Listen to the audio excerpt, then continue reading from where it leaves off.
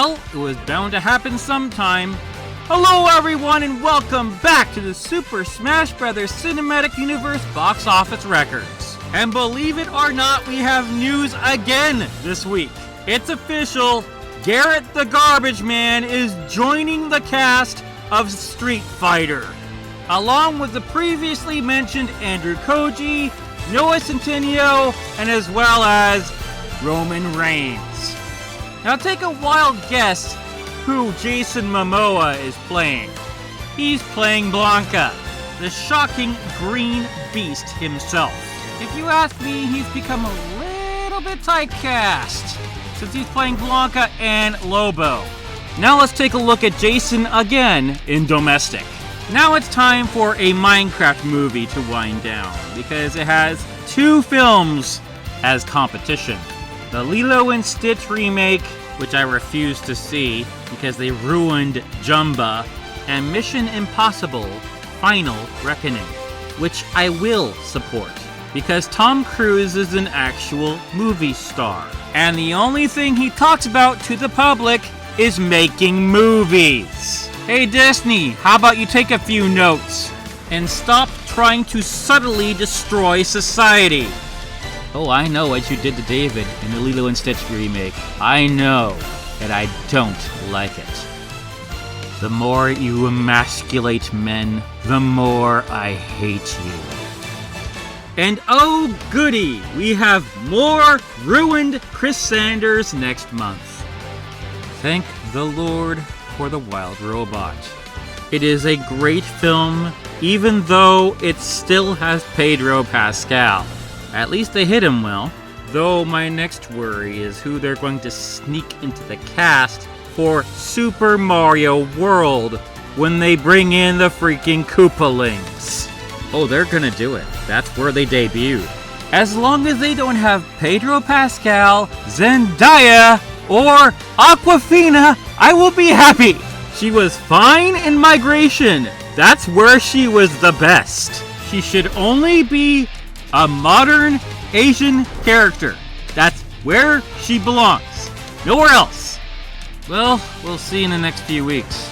Anyway, a Minecraft movie has $420,843,000. Well, I'm sure that Seth Rogen likes this money total, if you get my drift. Now I gotta show you something quirky in international. And the first thing to point out is that we are merely a million away from international being 100 million more. Yeah, overseas, a Minecraft movie has amassed $519,100,000. The other quirky thing is what's going on with Sonic the Hedgehog 3. I said last week that Sonic the Hedgehog 3 was dwindling every week. I was going to prove it. On the bottom is what we had last week, $253,642,653. What we have this week is $253,593,955. That, my friends, is a difference of $48,698. It's frankly not natural for $50,000 almost to be erased from a site. There needs to be an investigation on the Numbers website. Something is seriously fishy here. As I've said, the entirety of this box office run has made no sense whatsoever. From the sheer reluctance by Paramount to get premium screens, from the ineptitude to hold the film only in theaters for a month, the abundance of countries that said they would have it but never got it.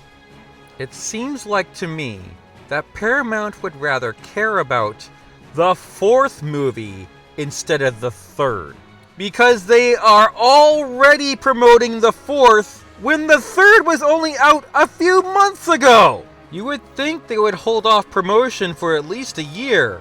Nope. And it's not out for at least 2 years. I think they're ramping up promotion now, so that way they can get ahead of Zelda. Because all Zelda has right now is a release date. And we know who's making it. We have no idea about the story, or even the title. But enough of that, let's take a look at Worldwide. Beloved theme, you return. Along with $939,943,000 for a Minecraft movie. Yeah, it is still inching towards $1 billion. Well, this has to be the slowest billion I've ever seen for a video game movie. But is it even possible when it has all this competition coming for the summer? Possibly not. After all, it did go to digital on 13th of May. But it won't be on DVD or Blu-ray until June 24th. But then again, it's still in 2,087 theaters. So it's still got a ways to go. Well, that means I'll still be here. That means this is the longest season of Super Smash Bros. Cinematic Universe box office records ever. And that's not a problem, because I can always make more things for you, including another episode of Secret Level, episode 15. In fact, I have 2 of them for you. And of course, I will see you in upcoming films and shows. But what about those pesky StarCraft games that showcase color graphics, animation, and sounds unlike anything the brothers and the enthusiastic crowd at the fair had ever seen? Well, before we talk about them, we need to say that Gary only managed to sell $200 of Broderbund titles at the fair. So he and his brother left the trade show with a clear indication the market favored action games over intricate strategy games designed for systems like the TRS-80. Naturally, Gary and Doug decided it was time for a platform shift and pursued the Apple II market, and by June, they had finished the initial Apple II conversions of the Galactic Saga trilogy. But the company was grappling with financial challenges and was going broke fast. Yikes! As in May, sales had hit an all-time low, prompting a pressing need for new titles that aligned more with the market's preferences. Unfortunately, I left out a massive detail from the earlier story, Mr. Miyoshi, the actual proprietor of the StarCraft games. Nakazawa would come later. During the summer of 1980, Broderbund received an unexpected call from Miyoshi, who happened to be in California visiting Hatfield. Miyoshi wanted to fly up to Broderbund in Eugene, Oregon, and discuss a potential publishing deal for the impressive StarCraft titles that had captured Gary's attention just a few months earlier. After negotiations, the parties finalized an agreement in which Broderbund would purchase 100 copies at a time. The copies would initially be shipped from Japan to Hatfield in California before being forwarded to Eugene as Broderbund paid for them. To establish a presence in the market, Broderbund offered its initial titles to retailers at a 50% discount off the retail price. However, with the high cost associated with acquiring Miyoshi's products, the company was burning through the last remaining finances fast, with Gary and Doug using every opportunity to market and sell the games. Sales slowly started to pick up. You've just got to try harder not to suck. In Eugene, Nakazawa, there he is, which you know is president and founder of StarCraft, had appeared unannounced and revealed that Miyoshi had been withholding a substantial portion of the funds Broderbund had paid for their products. You know, that might have been one of those current events they spoke about.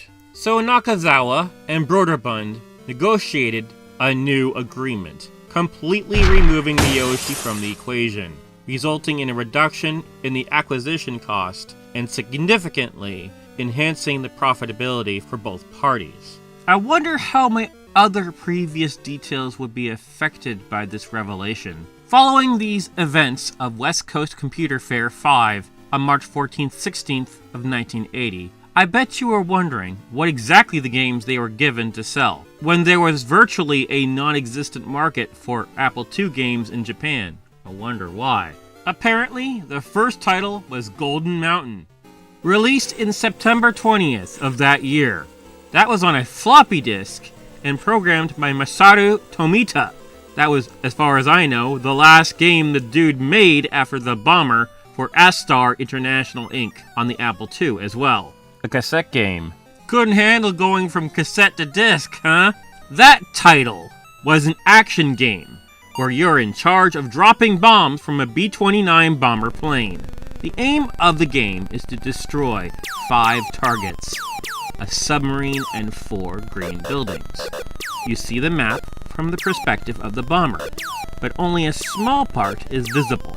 The rest is black, and is necessary to move left and right to see more. The plane automatically moves forward, and when reaching the top of the map, it continues at the bottom. Each target requires a number of hits, and when all have been destroyed, the game automatically moves on to the next stage, which runs at a faster pace. At the same time, it is necessary to avoid the missiles that are shot from the ground. Hits lead to the plane's energy going down, and when it reaches 0, the game is over. It came out in 1980 as well, probably earlier in the year. Oddly, the release date wasn't written on the front screen. Okay, back to Golden Mountain. It was a strategy game, not unlike playing Jenga, where you're trying to be not the person who topples the house on top of a mountain. The draw of the game is that you assume the role of a miner, collecting enough precious minerals to force the computer to knock over someone's home. The computer is given the role of the bandits, pillaging the mountain along with us, trying to get a better score. If you manage to get enough points and not be the one who causes a landslide, you move on to the next level. However, if you're a house-wrecking perpetrator, you lose one of your 3 lives. You can actually gain more points if you make the bandit knock over the cabin. Oddly, no past reviews for this game exists. If you ask me, this game is symbolic of the relationship between Broderbund and StarCraft. For you see, Gary and Doug were given this golden mountain, this golden opportunity, but Mr. Miyoshi was taking the profits along with them. But knowing the legacy of Broderbund, do you know who won this game?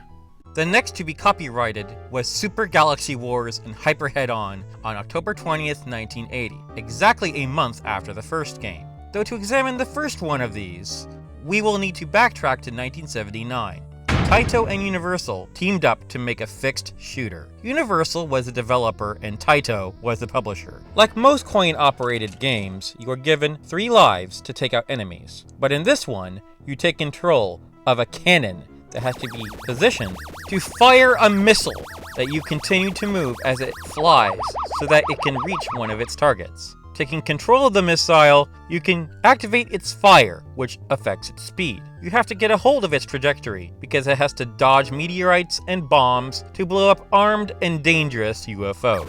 Points are awarded for blowing up various ships, and range from 50 to 550 depending on the ship. There is actually an extra chance of 600 points for one pattern.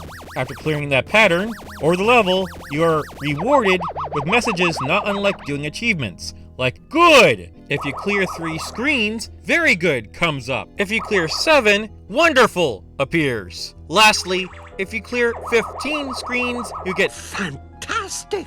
Though, if there's ever a chance you don't score a single point, you are simply told to give up. After you manage to gain 3,000 additional points, a launch pad appears. Though if you lose all of them, the game is over. Can you believe that this cabinet could achieve all that with just 1 joystick? As for official ports, it only found itself on the Super Famicom in Japan on January 13th, 1995. That is mega weird. As for reviews, the Space Gamer number 43, they said, Galaxy is fun to play, as much fun as any Invaders type game I have seen. Switch to the Broderbund side of things and the facts get a bit murky. One source says they did a port of Galaxy War through Taito and StarCraft Inc., and another said they did their own version called Super Galaxy Wars. This was an example of a game that was rotated on its side and needed the monitor to be flipped to be properly played. Their reasoning for this design choice, however, was that it would be the only way to match the original game's aspect ratio. On the Apple II version, which was on a cassette, they also changed the colors to mainly white and blue, with green and purple for its effects. There's also no messages for winning like the original. It was a much less engaging version of the game, but at least it has music.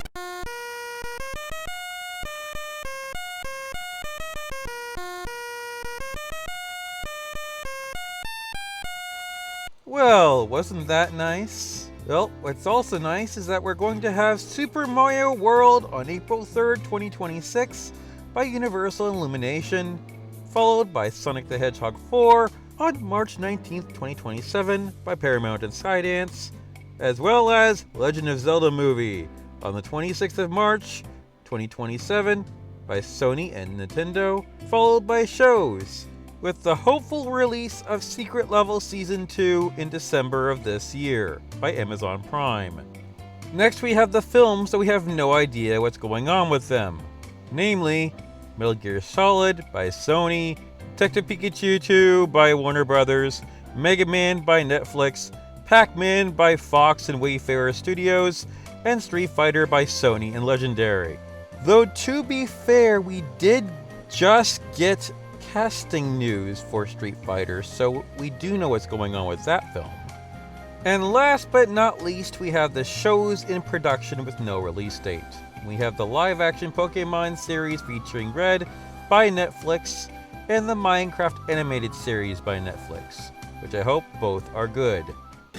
And we are done. If you like what you see, press like, subscribe, and smash that bell in order to get notifications on the channel where everything grows on you.